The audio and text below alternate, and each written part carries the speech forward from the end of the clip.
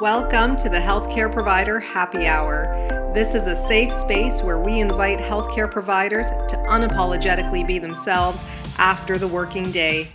My name is Jennifer George, and each week I will connect you with guests and stories that will help transform your stress to success and fulfillment. Are you with me? Grab your drink of choice and let's chat.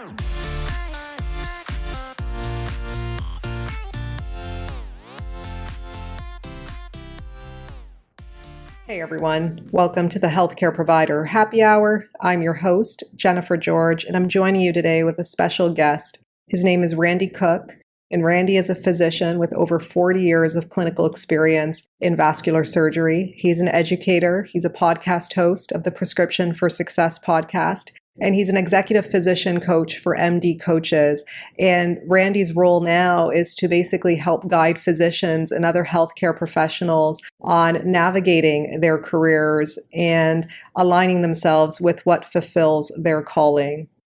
On this episode, we talk about career change, reflecting on this, why it's okay to experience these feelings sometimes, and how to create our own path that's fulfilling for us and still has the impact that we always imagined we would have.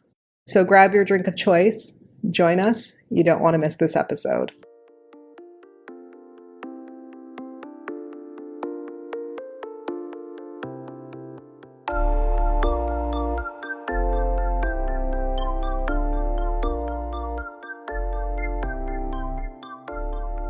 Hi, Randy.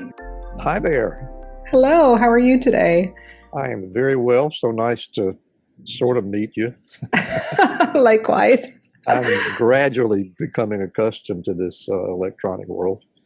Well, you're podcasting as well, are you not? I am indeed. Yeah, and it's quite successful. I've heard some good things about it. I'm following your podcast on Instagram, and I know that you've got some good guests and some great topics that I have really enjoyed it. I wish I could tell you that it was a brilliant idea of my own, but it actually was the brainchild of Rhonda Crow, who is my boss and the CEO of MD Coaches. Nice. I've communicated with Rhonda. She's wonderful. Yeah. I can see why you trust her. So tell me more about you. Tell me more about your story. I know educationally, clinically, and now career-wise. Well, I guess as I often like to put it, we can begin at the beginning. I can't really remember a time when I didn't want to be a physician, except there was a brief period in my late teens where I was a disc jockey on a radio station. And that's another story in itself, and we don't really need to spend a lot of time on that. But I have to admit that I was a little bit enamored and enthralled with working in the world of mass communications, and I thought perhaps that might be the place where I should be. But fortunately, I came to my senses, and I got back to where I had always intended to be, and that is in medicine. And after that, it was sort of a plain vanilla educational track, if you will. I went to a small undergraduate liberal arts college that got me into medical school. And after getting my MD degree, I moved on to the Medical College of Georgia for a residency in surgery. And I had quite a variety of different practice experiences, which we can talk about later if you like. But one thing I will mention to you, and I have brought up as a guest on other podcasts, is I think the most profoundly important piece of my medical education actually came in the year between my undergraduate degree and getting into medical school, when I worked as an orderly in a huge university hospital in Birmingham, Alabama. And that experience of literally being on the lowest rung was really powerful for me. So I never, I try not to ever overlook that piece when somebody asks me about my education, because even though I didn't get academic credit for it, it had a big impact on me. In what way, Randy? Multiple ways. I think probably most importantly was, if you're the orderly, you're the person that obviously will be tasked with some of the most menial labors in the hospital environment. But the interesting thing is that by being tasked with those duties, you are dealing with things that are most important to the patient. In fact, I've actually heard you on your podcast talk about this very thing. I have come onto my shift, which was always the graveyard shift, the night shift, and arrived at a patient's bedside to find them lying in a pool of stool, which had been neglected. And you get right to work, and you clean that up, and you get the patient tidy and spick and span and as comfortable as you possibly can. And no sooner than you turn around, they soil the bed again. They wouldn't put themselves in that position of their own accord, but yet they are there, and someone has to deal with it. And the importance of that was it's just absolutely never left me. And then on the other hand, just by being in that environment, that academic environment, I was able to stand in the background and listen while some of the most famous heart surgeons in the world talked about cardiopulmonary physiology and the conduct of operations and the conduct of the postoperative care and things of that nature. It was a great stimulus to me to understand that I would always be learning. Right. So it was a great experience that year. Yeah, I can see how that became fundamental and continues to throughout the course of your career. That I mean, you can tell me, what was the reason why you wanted to get into medicine to begin with, though? Because you had mentioned it was something you always wanted to do. Yeah, I wish I had a straight answer to that. I'm not really sure. Okay. I can tell you that I remember being fascinated with what was going on in the doctor's office when I had to go there as a patient. I even spent a little time when I was, I think, 9 years old in the hospital, what they used to call viral pneumonia back then. Yes.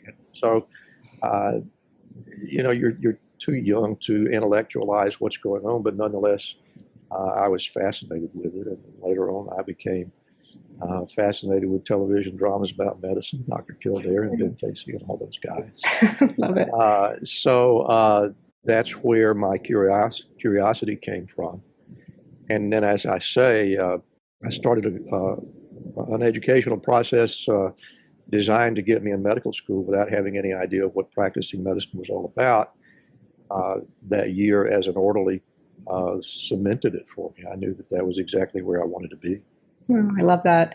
And I think that's a big reason why we tend to get into healthcare as providers, is just down to that compassionate care and to help someone else out. And I do find there's a common theme there, Randy, where people have either experienced personally themselves an issue with their health that kind of made them think about getting into medicine or healthcare to begin with, or they knew somebody who had an experience and they were more fascinated by it, or they wanted to improve it for generations to come. And I've seen it over and over and over again. One of the earlier guests on my podcast was a gentleman who is currently the chief nursing officer at a big hospital in Ohio, and he described how being a patient as a youngster and interacting with the people in the hospital and being so impressed with the way they cared for him and looked after him made a big impact on him, and he just decided that's what he wanted to do. Love that, and give back. And that's one example, but yeah, I've seen it in a lot. Now, unquestionably, you run into people from time to time. Not everybody in the world of medicine is a preciously altruistic soul. There are some people that get into it because they think that's a way to make a lot of money. And in my experience, they turn out to be very unhappy people. But for the most part, the great majority of people that I have run into in my clinical life anyway are people who have exactly that warmth in their soul that makes them want to make life better for other people. Yeah. And so how long did you practice for? I know you're not directly in medicine now, right? 44 years, but who's counting? It's amazing. So, okay, that is amazing. Like, thank you so much for all you've done and you continue to do. And I have to ask, like, my desire for this episode was to kind of chat about career pivot and career change. And can you just tell me right now, when you look at the healthcare landscape and where we're at right now, why this might be an important topic with everything going on? Two reasons. One thing that I learned in my more than 4 decades as a practitioner is that the medicine that you practice today is not the medicine that you will practice in 10 years, and maybe even 5 years. The whole landscape and how we think about disease, or at least many diseases, is going to change. Best example that I can think of in that regard is that when I was doing my surgery training, we thought that peptic ulcer disease was due to a mysterious derangement that caused a person's stomach to secrete too much acid that ate away at their gastric lining, and that was where ulcers came from. Well, now we know that it's an infectious disease and it can be cured with an antibiotic. And there have been all kinds of dramatic scientific changes along the way. And it's a bit of a struggle. It means that you have to stay on top of your game in order to remain relevant with that change in science going on around you. But for me, the greater struggle came with respect to the non-medical side of the business. We like to think that we are profoundly different in the U.S. as opposed to Canada. I don't really think the difference is as great as some people would think. I agree. But that part of it has just been huge, and particularly for physicians. At the time that I started practicing, the great majority of physicians were in private practice. They were either in a solo practice or in a small group where the decision-making was always 100% in their hands. And today in the U.S., the majority of physicians are employed.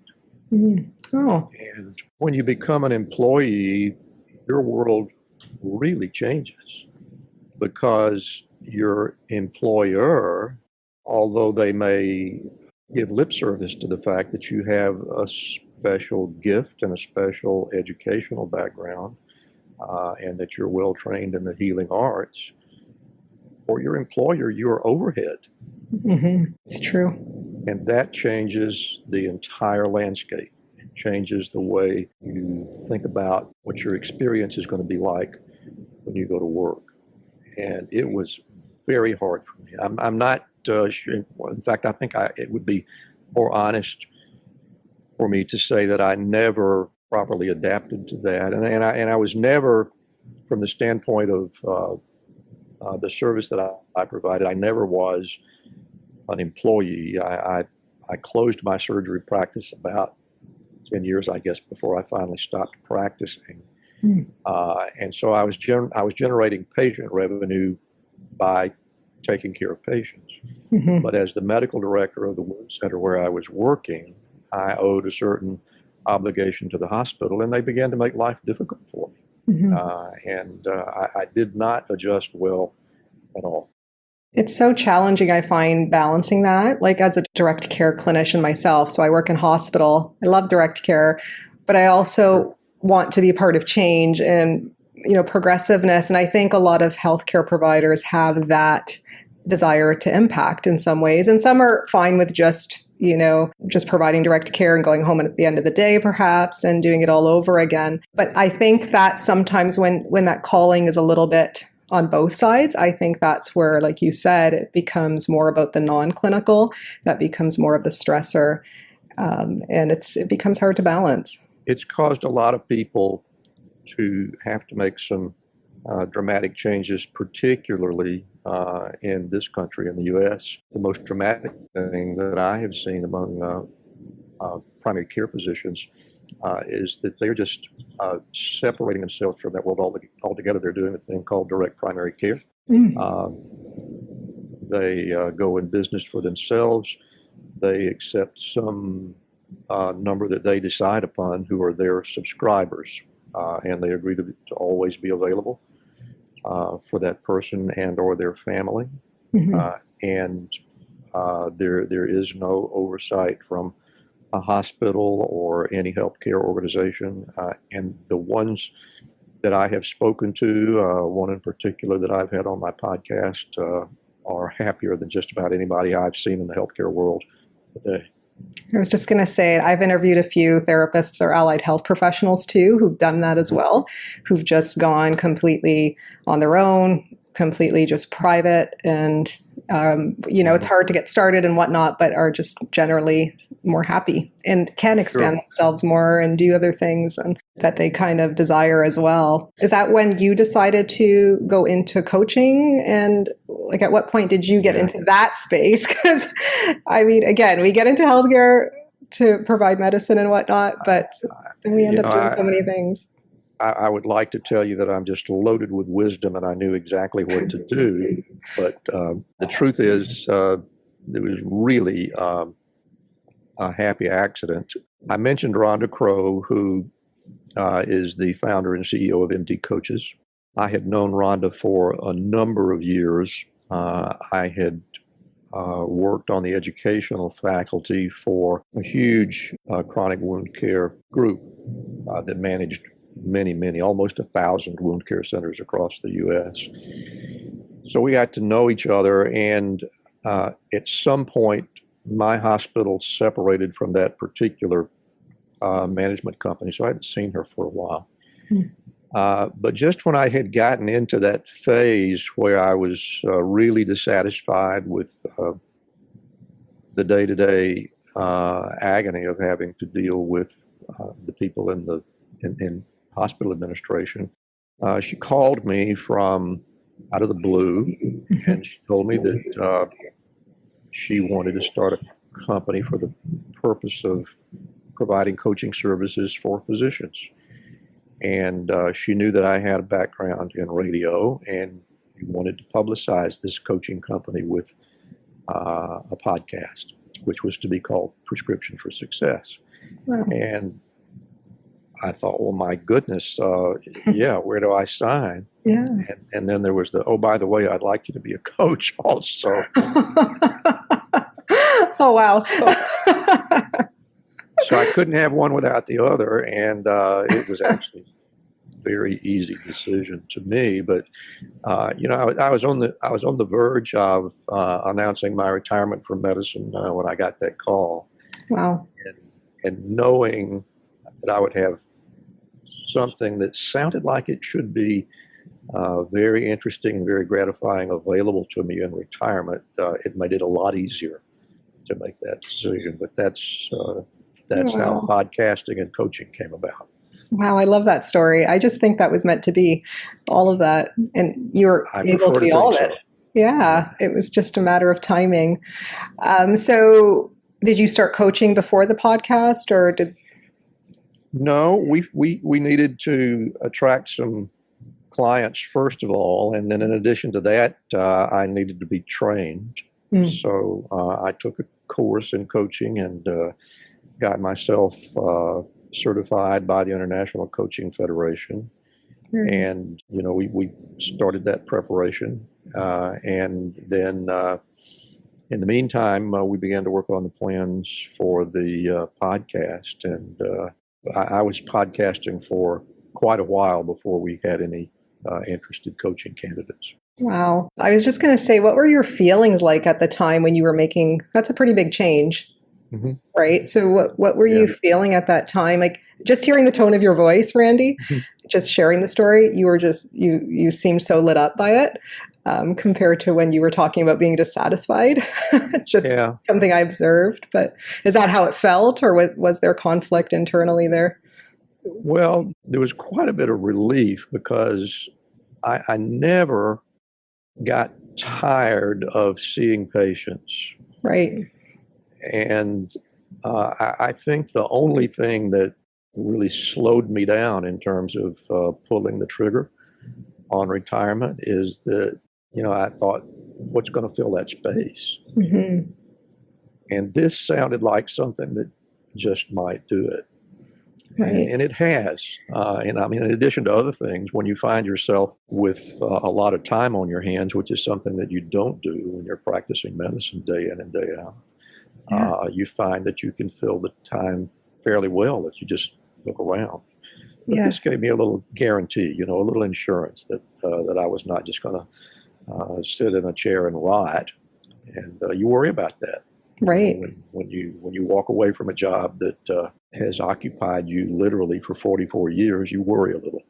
Yeah, I can imagine, and just nonstop. So, what type of coaching is MD Coaches about? Is it for providers who are burned out? Is it to help manage stress? The answer, I think, is yes. Okay. The intent, we call it executive coaching, and the idea is we would like to be able to help physicians really take control of how healthcare is delivered. And as I mentioned before, one of the things that you don't learn in medical school, and you don't learn it in clinical training of any sort, is the more executive skills. When you're in the healthcare training environment, the notion in your head or the mindset that you have is that you know what's right and you always do what's right. Mm-hmm. You don't anticipate that there are going to be roadblocks. And when you come into those roadblocks and you discover, as I said before, that the person who is in charge of giving you a job doesn't really see you so much as a healer as they do see you as overhead, it's a bit of a shock. Mm-hmm. And I'm going to admit openly and without shame, when I found myself in that position, I reacted rather badly. I didn't communicate well. I was more like a spoiled child, kicking and screaming, trying to get things done the way that they should be done. And I think you and everybody that hears your podcast probably realizes exactly what that'll get you. Mm-hmm. And it really is not helpful. So the big mission behind MD Coaches is that we would like to help people who would like to develop some executive skills and be able to be a part of the decision-making process wherever they are practicing. Perhaps we can help them do that. Then the other thing is that some people, perhaps they've been in clinical medicine for a while and they'd like to do something different. Maybe they would like to work in industry. Maybe they would like to work in charitable ventures, where those sort of executive skills would be important. And we can help develop those skills. We can help people evaluate the choices that are before them and help them make the decisions about where their career could go to next. The nice thing about personal coaching is that the person who is being coached, the client, can decide what they want it to be. Mm-hmm. And the job of the coach is to be a good listener, Yeah. and to reflect for them on their questions, not so much to give answers, but help them ask the right questions. So that's what we do. Love that. Is it more one-to-one, Randy, or Always. always one-to-one, which is great? And is it exclusive to only physicians? It is not. We would like to work with anyone in the healthcare community. I know that Rhonda struggled a bit finding a name for the company because she didn't want it to sound exclusive for physicians. Mm-hmm. But we certainly think that we can be of assistance to people in anywhere in the healthcare environment, because all of us have been there. Yes. All of the coaches are physicians. Love that. We've got that knowledge. Mm-hmm. We're all trained as coaches. So Wow. we think we're set up to be of assistance to any healthcare provider in making that journey. And are you seeing any growth lately in this? Like, are you seeing more and more clinicians come through wanting your Yes. coaching services. Yeah. So are you, okay. I expected that just Yeah. what's going on in the world today. Yeah. But I've never, you're totally right. I love the concept of the coaching from the executive state of mind, because we don't get that training. And like you said, I was in that position, kicking and screaming. I became that toxic person, feeling Really. unheard, right? I didn't like the person I was becoming when Yeah. I, just because things were not going in the way that I wanted them to go. Like you said, I was kind of overhead at the end of the day. Never Thank thought you of it for that helping way. me realize that I was not just an outlier. Yeah, no, definitely not. And, and that is part of the reason why I do this. And I have wonderful guests like you on here, is because I think at some point we all go through it. And I think if you're a reflective clinician or a provider, and you critically think and you deeply care, like, I think these things they're going to happen at some point. And, Absolutely. yeah. And I think that's okay to expect. Yeah. And so can you share with me, like a podcast guest of yours, like some of the topics you chat about on Prescription for Success? What we talk about is just about anything. The idea is to interview physicians and other people in the healthcare industry and help them spotlight the things that got them to the successful position that they're in by talking about how they got there. And I typically start every single episode with the question, what got you interested in medicine? Yes. And the fascinating thing for me is every answer is a little bit different. Yeah. And some people are like me and kind of wanted to do it forever, and other people kind of stumble into it. And the variety of the stories is just fascinating to me. And then the other thing is we get to hear about people that have gone through some struggles. I mean, all of us that have been to medical school and been through residency training think we've had it tough. But I've talked to people, a gentleman who is currently one of the most widely regarded interventional vascular surgeons or interventional cardiologists in the world. He actually grew up in Lebanon during the Civil War of the 1970s, and he walked to school every day with people being shot down before his eyes and such horrors as that. With $80 in his pocket and traveled to New York City. He didn't speak a word of English. Wow. The very next day, he was on the streets of New York selling umbrellas, and he actually sold out his entire inventory, even though it wasn't raining. And that, that story of persisting in the face of that kind of adversity is just incredible. There was another gentleman in Italy who is now one of the upper level faculty at Tulane University in the Department of Pediatrics. He grew up with working class parents and struggled his way up the ladder and was about to finish medical school, had a surgery residency lined up for himself, and he discovered that one of his mentors was plagiarizing his work. Oh my goodness. And he just decided he didn't want to be associated with somebody like that, so he just walked out on that residency. Wow. And yet he went on to become one of the most widely regarded pediatricians certainly in the United States and perhaps the world, just because of his persistence. And those kinds of stories of determination, and they just, like I say, they keep coming. There's lots of them. Every one of them is different, and I never get tired of hearing those. Yeah, I love that. Me too, actually. And I think it just speaks to people's character, right? It's not about, again, it's not just about the practice and the clinical pieces themselves or the knowledge. It's like you said, that persistence overall. So what is your advice for someone right now, Randy, who is feeling kind of like you felt at the time where you were just dissatisfied, you felt like you had enough, essentially, considering resigning, but maybe don't have a plan B. What is your advice for those clinicians who might be struggling? I think the most important thing is to, number one, realize that there's nothing wrong with you.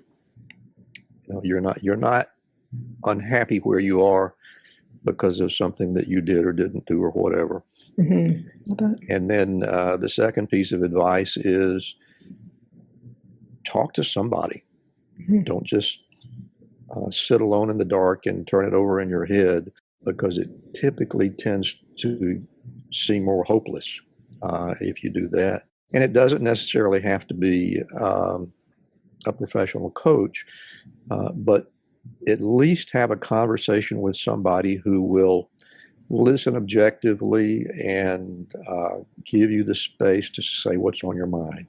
And if you'll just start that process right there, there is a good chance that you'll realize you do have options and you don't have to give up and stop. Or if you have done all you think you can do in clinical medicine, whether it be nursing or physiotherapy or brain surgery or whatever it happens to be, a person of that sort, such as a coach, can help you explore possibilities and give objective evaluation to each one of those to see if you can come up with something that might be better for your particular stage in life. I mean, for myself, it's time for me to stop. 44 years, that's enough. But to just be totally cut off from it, I didn't like that idea. And this has really given me a good way to feel like I'm making a difference in the world of healthcare delivery, but yet not have to feel like I'm an employee and that I'm overhead. Right, exactly. Kind of like, I guess, what you would have always imagined for yourself. Exactly. That's exactly right. I love that. Well, thank you so much, Randy. Tell us where people can follow you, the podcast, the executive coaching, all of it. Well, thank you for having me here, first of all. But yes, our website is mymdcoaches.com. And when you get on that website, you can find all of the contact information for me, all of the contact information for everybody on our coaching staff, as well as Rhonda. And again, it's mymdcoaches.com. There is a link in the website where you can connect to my podcast, which is Prescriptions for Success, or you can go to the podcast website, which is rxforsuccesspodcast.com. It's on all the platforms where you can get podcasts, but rxforsuccesspodcast.com is where I am, and we have a new episode every week. Beautiful. Thank you so much again for your time, for being here, and for having a greater impact post-clinical care. Thank you for having me. It's been a lot of fun. Thanks, Randy.